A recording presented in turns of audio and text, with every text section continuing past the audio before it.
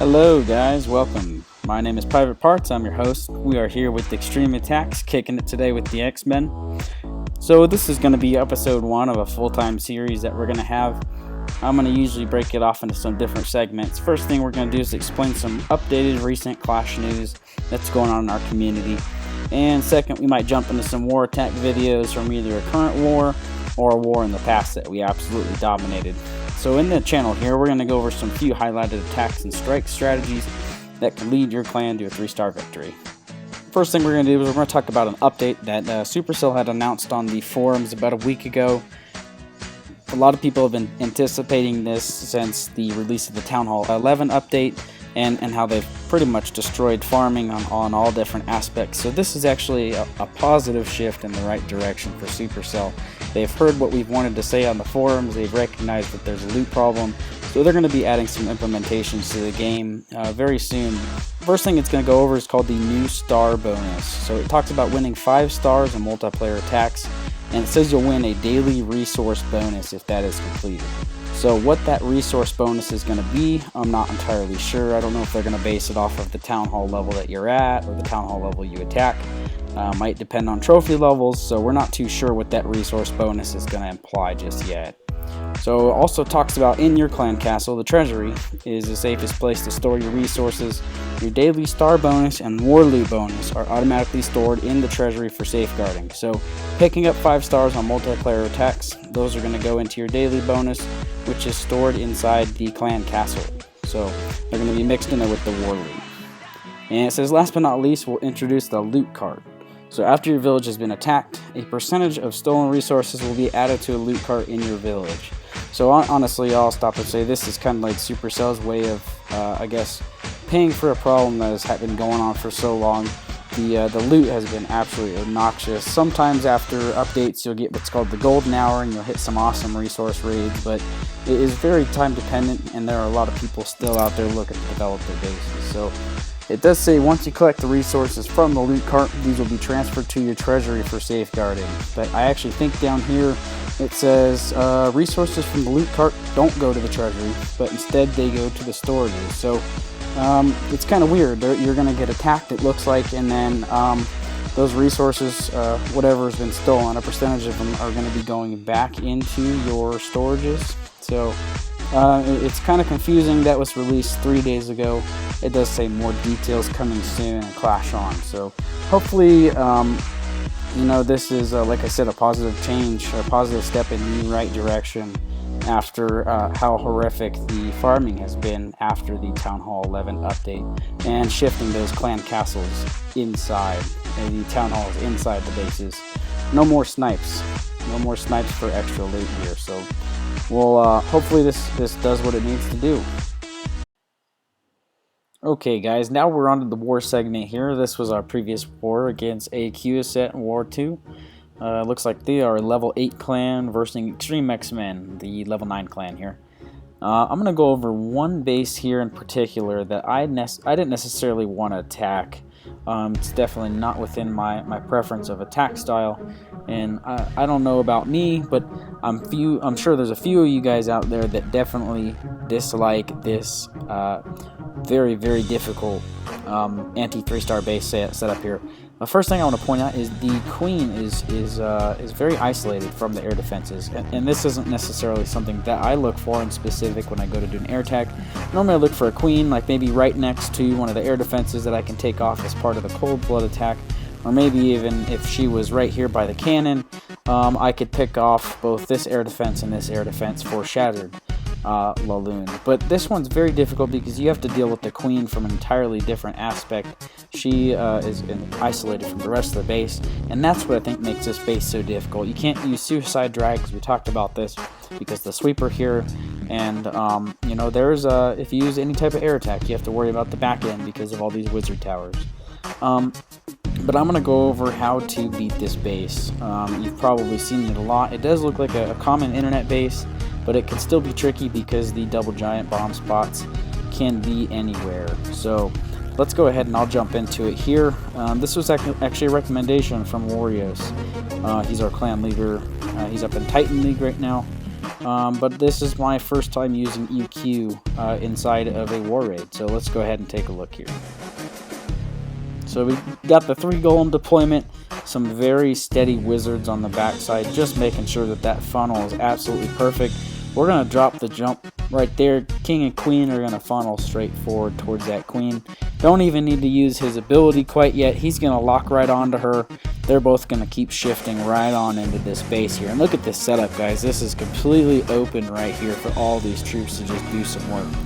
Looks like clan castle troops does look very uncommon for today's typical troop comps here. Usually you see like a dragon or a lava hound in some of the Town Hall 9 bases. Those can both pose a huge problem and delay the Archer Queen in specific from advancing forward with the rest of the golems and the king there. So what we're looking for right now is for this air defense and for that air defense to both be taken out so that we can drop these back end lavas here. So it's going to come down to the wire. Queen's going to pick off that air sweeper. That is huge for this raid here. She's going to pop her ability, and then she's going to cruise to the cannon, and she's going to be able to take out the last air defense that I was really looking for right there at the end. So she gets taken off. We're going to move into the lava deployment here. A very equal spread. Guys, this is going to be exactly why haste is much more powerful than rage in all my opinions. But right there, for instance, you got to make sure you get 2 of these loons on each one of the defenses, or else it is going to stall the rest of the pathing. 2 more back end, 3 more back end loons over there. 1 hound pops. I'm going to have a couple air mines, not a big deal. Still some wizards alive, a couple golems. Look how many loons you have left over. 1, 2, 3, 4, 5, 6. Last hound pops. That was perfect. And I'm actually going to send a haste right here just to help clean up a little bit quicker. Still tons of time on the clock. Got a couple back end gobs up there just for cleanup. That is number 5 rule for power bang, is always bring cleanup troops, guys. It is absolutely huge. The goblins in specific do a very awesome number on the resource buildings. So still got 1 live down there. A couple of them got picked off by skeletons. That's a-okay. So we're going to go ahead and speed this raid up here. We're going to finish it off with a 100% 3-star. That is number 13, one of their max Town Hall 9s that they had, and that is the troop comp that I used there. So let's go ahead and take a look at some of the other 3-stars on the map. Like I said, guys, don't be upset if I can't get through all of these. I want to pick out some definite, make sure everybody feels appreciated at the same time here. Let's go ahead and take a look at Rock's attack here. He's always got some good stuff. Looks like he's using a similar approach. Got moderate heroes of similar level of mine. 26, 25. Looks like he's going to use, like I said, a similar version. This is going to be a shattered Go Lava Loon. So it looks like he's got his golems down. Clan Castle comes out. Keep in mind, this is only a couple numbers off of my number 13 that I attacked, but this guy had a dragon, the Clan Castle. So the troops are still going to do work. Let's slow that down here so you can take a look. So you can already see that we nearly have both of those air defenses down. Group of Teslas, I can speak from previous wars. The Teslas just absolutely wreak havoc on some of these Go Lava attacks, especially if they're clumped up. So it looks like that golem is just going to be able to pick off that last air defense right here, and we might be seeing a lava loon attack come in from the top side. Looks like the side over here. That's perfect. Excellent deployment, picking up all the bombs that he can. He's going to get that second lava hound down over there to pick up some extra traps just in case. Already starting with the back end lava hound, lava loon combo. We're going to see one of those hounds pop there. Here comes the haste. That's what I'm talking about, guys. That stuff is so quick. Just moves those loons around right where they need to go. Looks like we're going to get that last air defense down. Oh, we still have the sweepers up. Definitely not really causing an issue to this raid too much, as those hastes are definitely worth their spell bang. So just a couple more defense buildings to clean up here. He does have a gob, and he does have a minion for cleanup there. Like we said, it's always important to bring those. Got a couple whiz on the outside. Now we're going to speed it up here. Drop that minion down on the town hall there, and he still has a gob. Sometimes, I used to call it bringing a gob for style points. So if you don't have to deploy him, that's even better. Excellent 3-star by Ronch94. Let's go ahead and take a look at some of the other attacks here on the map.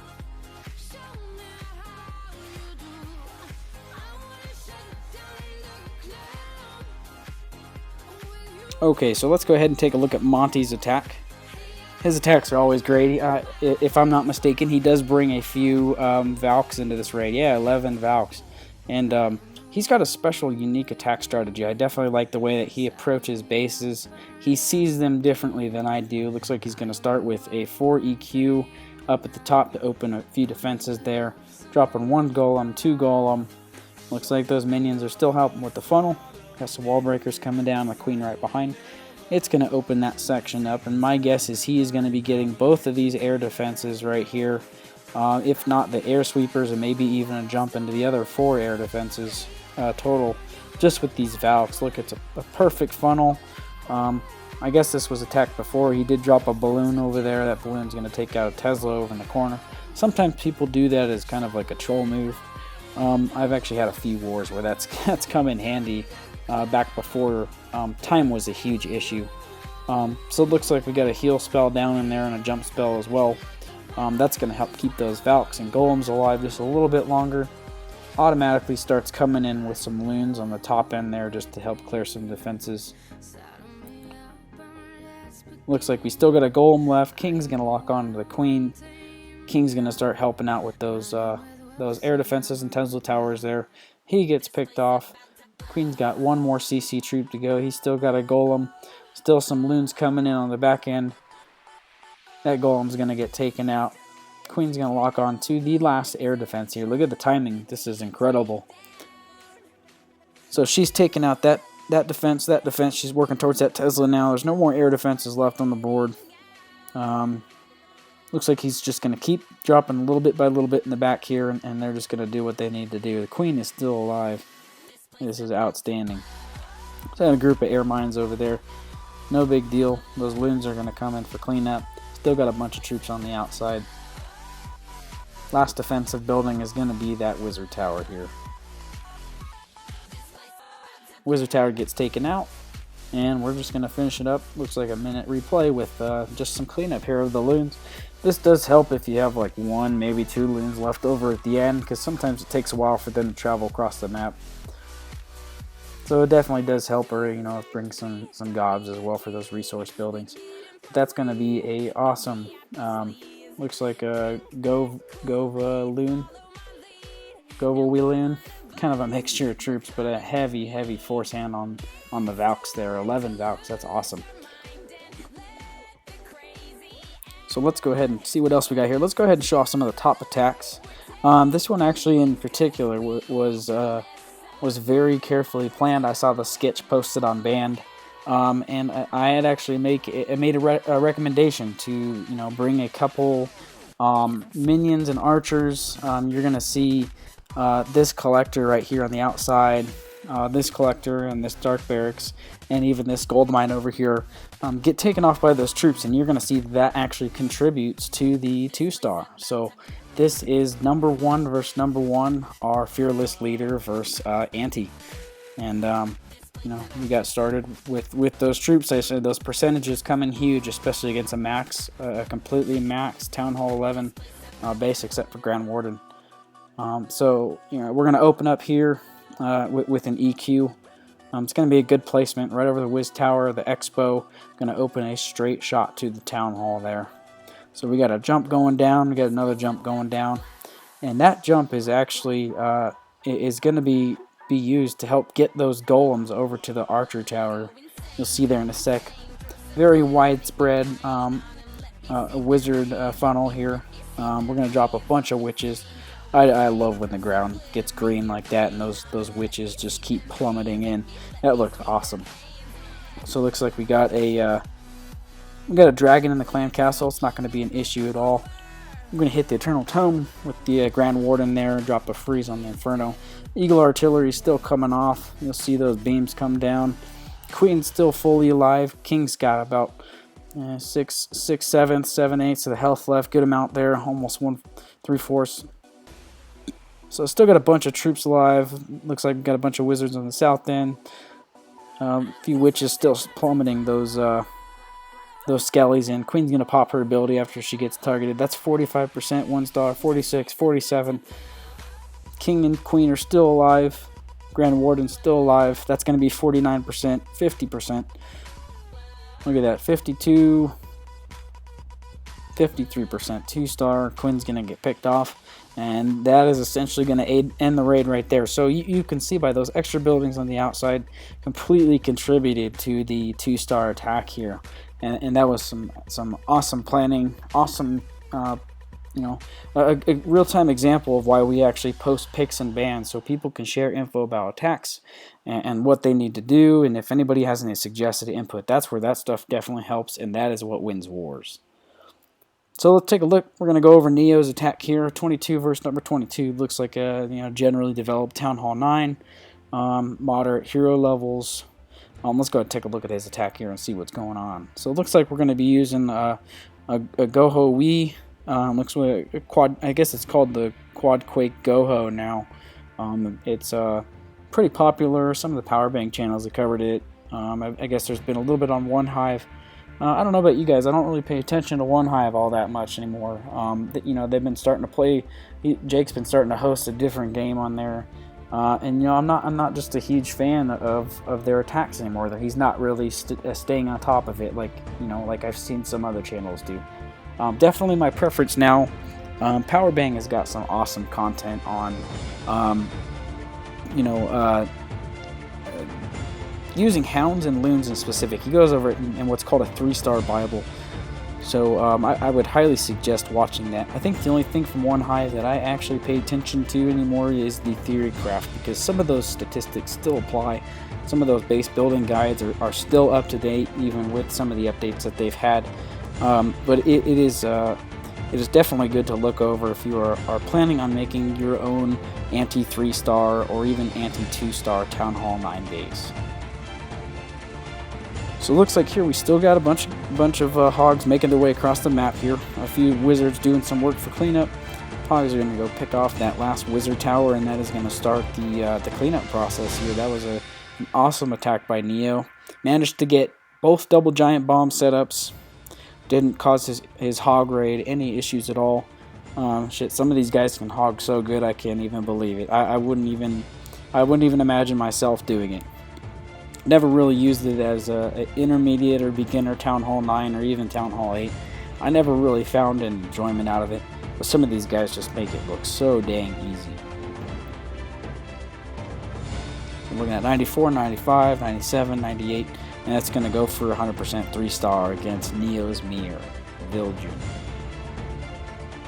So let's see if we got any other content here on the board. I'm trying to keep the video as short as I can. Looks like we're already at 2.45 gigs here. Let's go ahead and take a look at Jedge's attack here.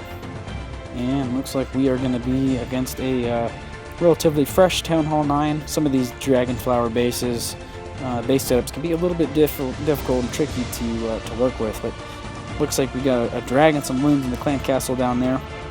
One thing I did notice here is he doesn't really have very many strong double giant bomb points here.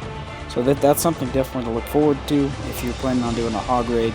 We're coming in with the double poison here. Start off with the max poison, wait a few seconds, and drop any other poison level on a max dragon. It will get toasted. So it looks like he's not even going to worry about it. He's probably going to save those that extra spell for skellies later down the road. We'll see what happens here. So Queen's going to lock on to that drag there. She gets a little bit injured there. It's going to be okay. But the biggest thing here is we need to take out that level 9 Queen right there. Queen's still alive. Wallbreaker's doing some work. Queen's going to shoot over. King's going to get dropped. King's going to go straight for the Queen. She's taken out. Used a jump to advance that forward. Look at this. Queen gets stuck on the wall here. She's doing some crazy stuff. I don't even know what that was. King's going to rage. He's going to start hitting over towards where those skellies are. That's what that extra poison was there for. You see that, y'all? A couple more hogs on the back end just to pick up those extra spots. See what I mean by that? These bases really don't have any strong double giant bomb points, and those things can absolutely decimate a hog raid. You'll see occasionally in our chats, there's been so many times that the bases will make absolute bacon out of these things, and we'll laugh about it in chat. There he goes again. He's actually got some goblins to help up with the cleanup here, and that's perfect. It's going to be an awesome 3-star attack here. 100%. We're going ahead back to the war home screen here. So guys, this, like I said, is gonna be episode one of a good solid series, pretty good length. I'm gonna try to get everybody in here. Just like I said, it is tough to do these videos, but I hope you guys enjoy them. I hope you guys learn something from the videos, and maybe see something in a different light or shed a different light. So that's all for today. I'm Private Parts. I'm your host. This is Xtreme Attacks, and today we are kicking it with the X-Men.